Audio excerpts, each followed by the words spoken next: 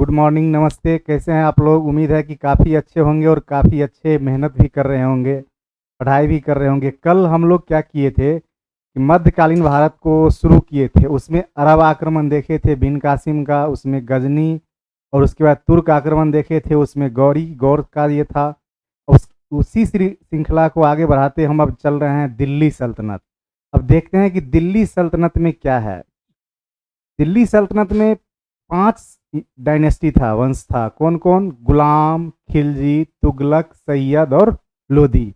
उन सारे में से सबको एक एक करके पढ़ेंगे, ठीक है? देखते हैं। अब देखिए क्या है दिल्ली सल्तनत। गुलाम वंश। कौन वंश? गुलाम वंश।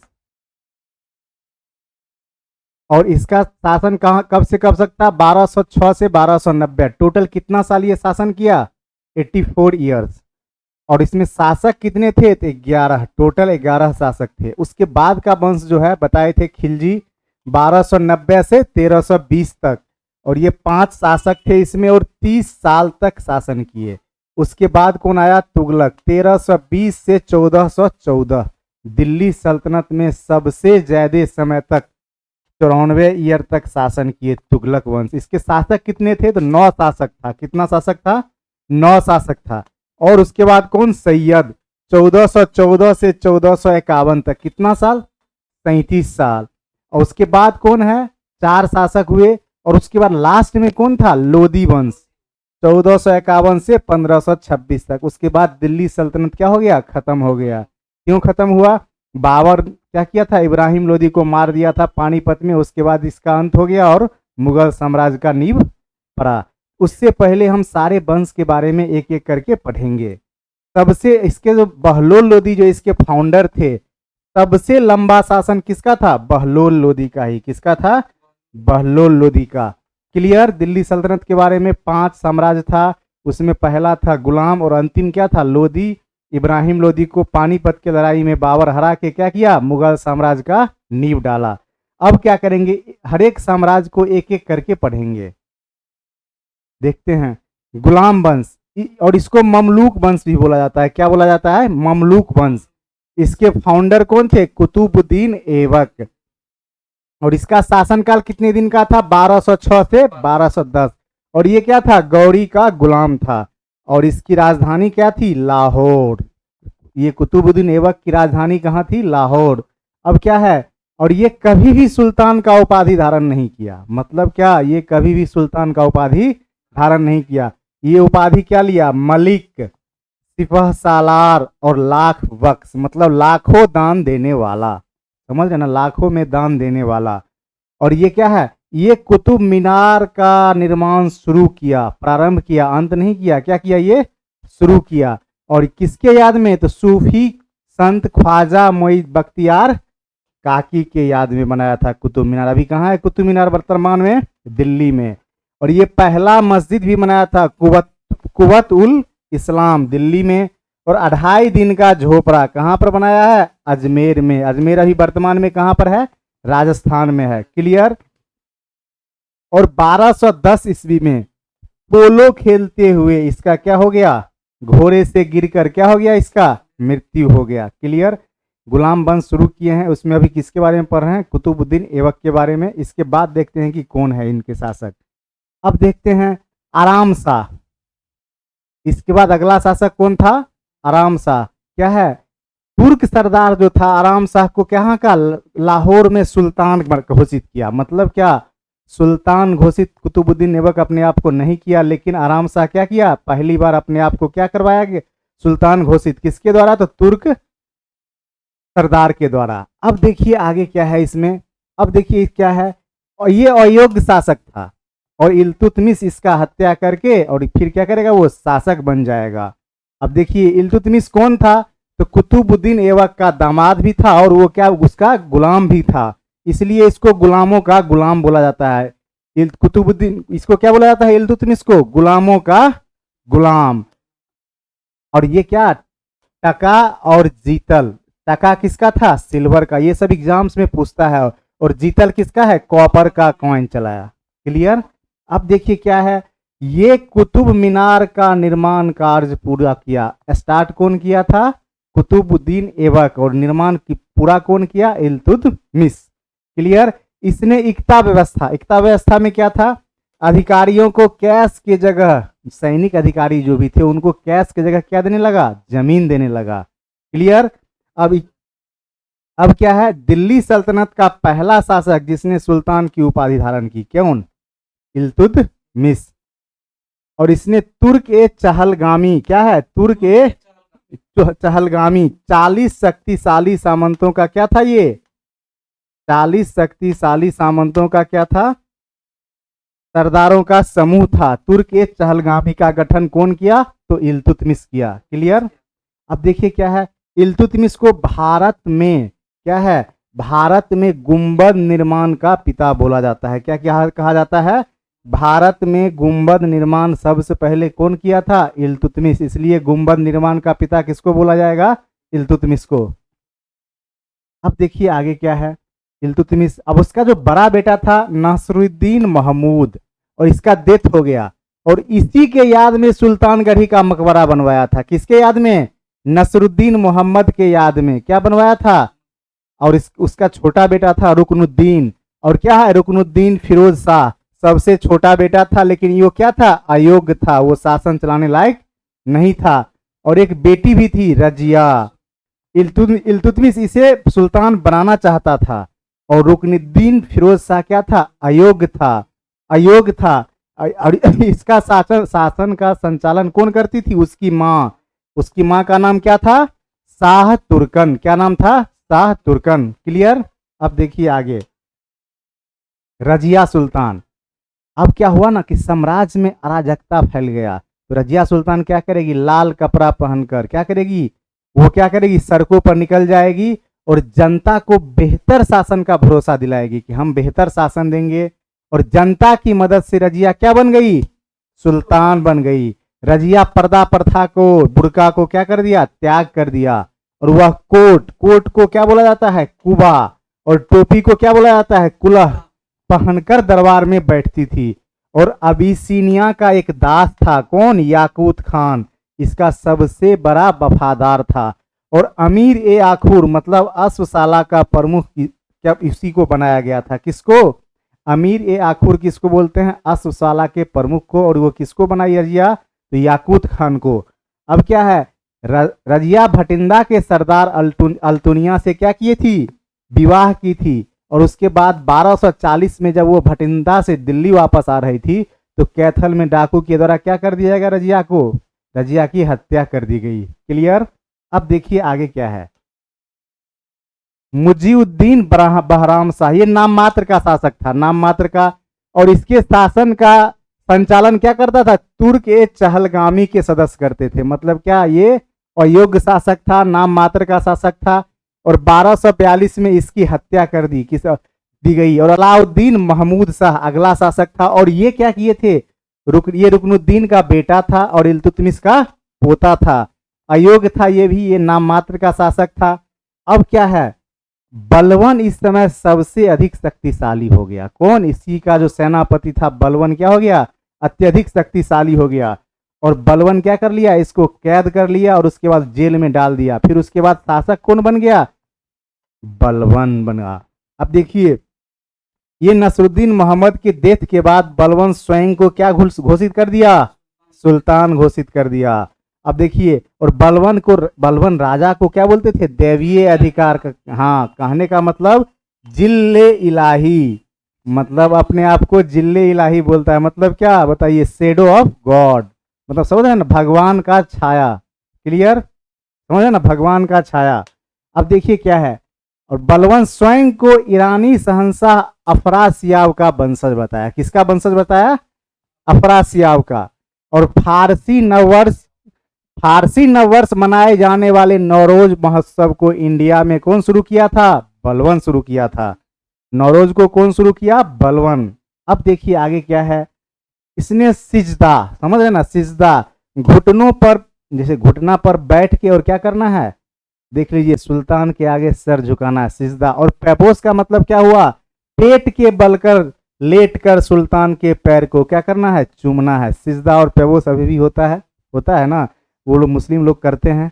अब देखिए क्या है, और क्या है, राज्य की वास्तविक स्थिति का पता लगाने के लिए क्या किया, एक गुप्तचर विभाग का गठन किया। किसका गठन किया? गुप्तचर विभाग का गठन किया। अब देखिए गुप्तचर को क्या बोला जाता था? बरीद। ये इंपोर्टेंट पॉइंट है, क्या गुप्तचर को क्या बोला जाता था? और ये रक्त और लौह की नीति अपनाया था। किसके विरुद्ध? अपने जो विरोधी थे उसके विरुद्ध। कोई दिक्कत? अब देखिए बलबन का सन क्या था? अगला शहजादा मोहम्मद, इसका मृत्यु हो गया। और उसका जो बेटा था कै खुसरो, बलबन इसे सुल्तान बनाना चाहता था, लेकिन देखते हैं कि आगे क्या होता है, बना कि नहीं बना। अब देखिए क्या है, क्यूमर्स जो था कैकुबाद का बेटा था, और इसका संरक्षक कौन था क्यूमर्स का? जलालुद्दीन खिलजी। और ये क्या करेगा? उसका हत्या कर देगा। कैकुबाद के बेटा किसको? क्यूमर्स को हत्या करके, और ये किस वंश का नींव डाल देगा? खिलजी वंश का। जलालुद्दीन खिलजी किस वंश का नींव डालेगा? खिलजी वंश का। अब देखिए इस वंश का संस्थापक जलालुद्दीन फिरोज शाह खिलजी, और इसने बलबन के समय में कुशल सेना नायक के रूप में प्रसिद्धि प्राप्त की थी, और ये कई मंगोल का जो आक्रमण हुआ था उसको असफल कर दिया था।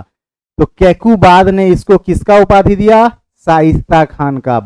बलबन को किस चीज का उपाधि मिला? इसको शाइस्ता खान का उपाधि कौन दिया? बलबन। किसको? जलालुद्दीन खिलजी को। दिल्ली सल्तनत का एकमात्र शासक जो हिंदू के प्रति क्या था? उदार था। समझ रहे हैं ना? ये हिंदू के प्रति क्या था? उदार, लिबरल था। कैकू। अब 1290 में क्या हुआ? जो किला खेरी में एक महल का निर्माण किया गया, किसके द्वारा? कैकुबाद के द्वारा। उसी में इसका राज्याभिषेक हुआ। किसका राज्याभिषेक हुआ? जलालुद्दीन खिलजी का। बलबन, और बलबन की रक्त और लौह की नीति को क्या कर दिया? त्याग दिया। कौन त्याग दिया? जलालुद्दीन खिलजी। और क्या अपनाया? उदार, लिबरल। समझ रहे हैं ना? रक्त और लौह की नीति को क्या कर दिया? ये त्याग कर दिया। और कौन सा नीति अपनाया? उदार नीति अपनाया। क्लियर? अब देखिए आगे क्या है। इसके समय में अलाउद्दीन खिलजी देवगिरी पर आक्रमण किया, और उसके राजा देवगिरी पर आक्रमण किया और वहां से भारी मात्रा में धन लूटा। समझ रहे हैं ना? अलाउद्दीन खिलजी वो क्या किया? बहुत ज्यादा धन लूटा। कहां से? देवगिरी से। वहां के राजा कौन थे? रामचंद्र देव। अब देखिए आगे क्या है।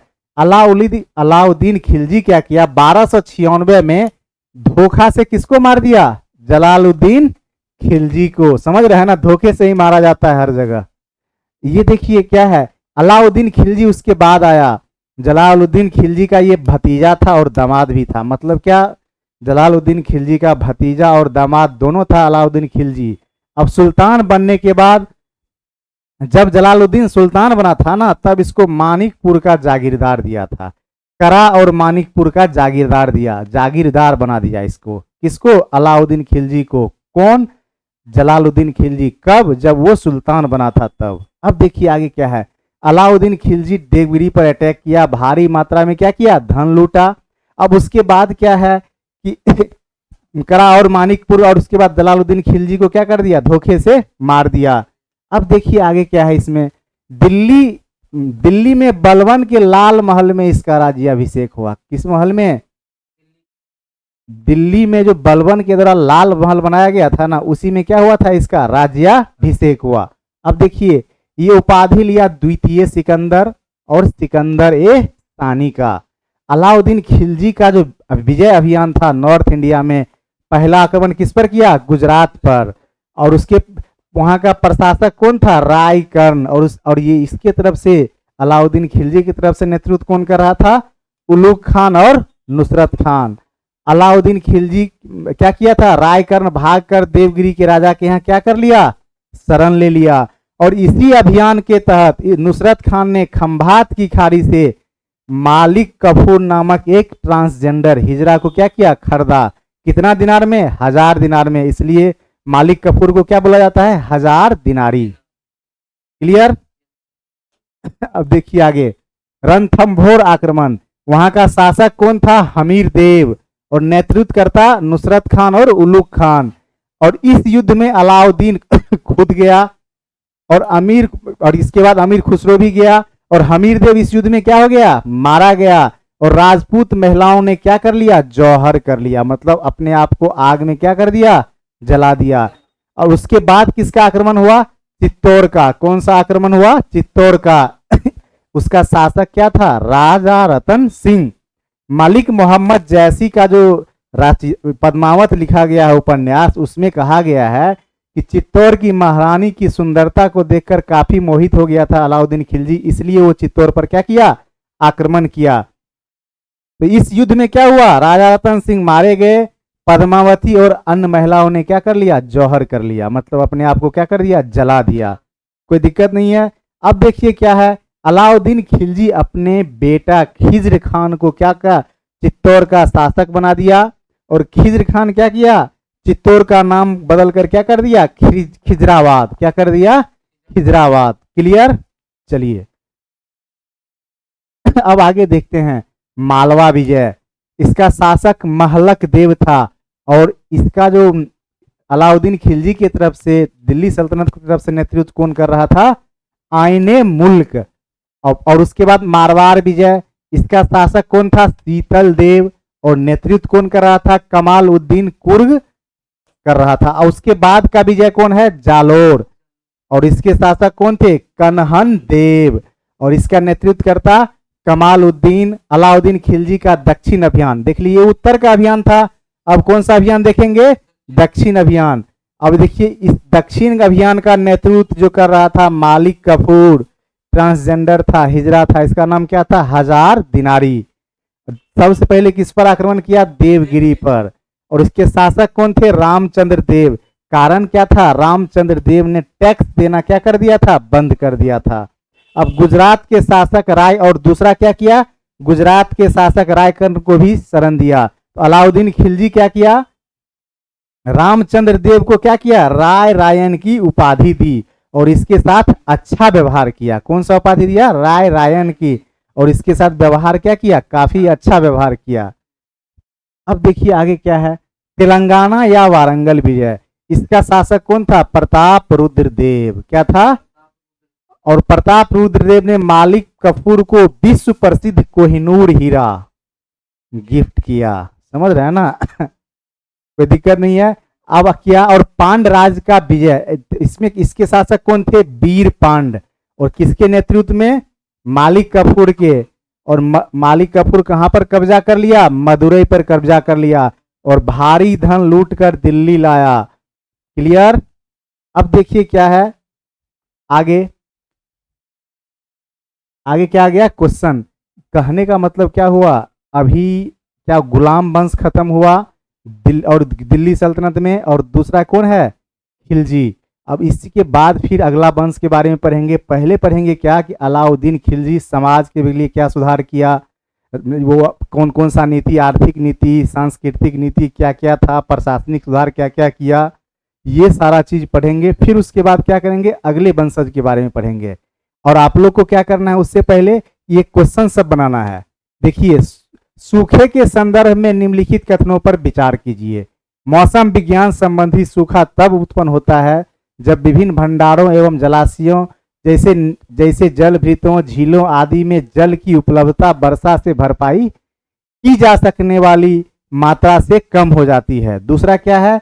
जल विज्ञान संबंधी सूखा एक ऐसी स्थिति है जब लंबे समय तक अपर्याप्त वर्षा होती है और साथ ही समय और स्थान के साथ असमानुपातिक वितरण होता है। तो पूछ रहा है कि कौन कथन सही है? एक दो या दोनों में से कोई नहीं, ये बताना है आपको। अब अगला देखिए क्या है, स्थानीय पवन और उसका नाम। आम्रवर्षा कर्नाटक, फूलों की बौछार केरल, बारदोली क्षीरा असम। उपयुक्त में से कितने युग्म सही हैं ये बताना है। 1, 2, 3 या कोई नहीं। अगला क्वेश्चन देखिए अंतः उष्णकटिबंधीय अभिसरण क्षेत्र ITCZ के संदर्भ में निम्नलिखित कथनों पर विचार कीजिए।